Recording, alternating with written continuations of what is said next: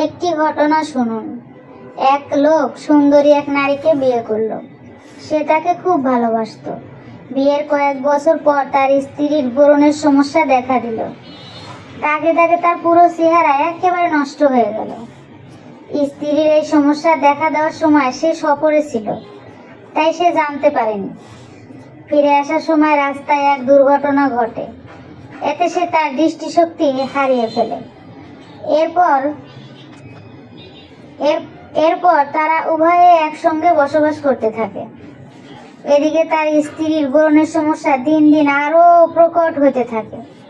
একসময় তার সম্পূর্ণ চেহারা নষ্ট হয়ে যায়, কিন্তু স্বামী তো অন্ধ। সে তো তার স্ত্রীর চেহারার এই দশা দেখতে পায় না।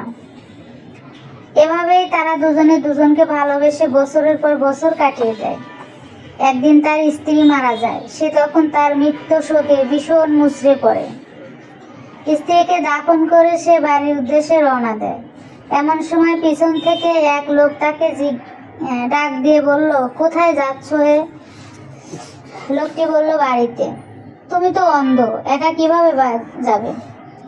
আমি অন্ধ নই, অন্ধ সেজেছিলাম।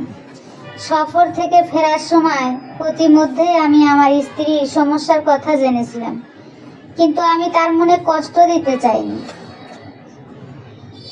সে স্ত্রী হিসেবে খুব উত্তম ছিল, তাই আমি এত বছর অন্ধ সেজে থেকেছি। সুবহান আল্লাহ, এরই নাম ভালোবাসা। আজকাল এমন স্বামীর কথা শুধু কল্পনাতেই সম্ভব।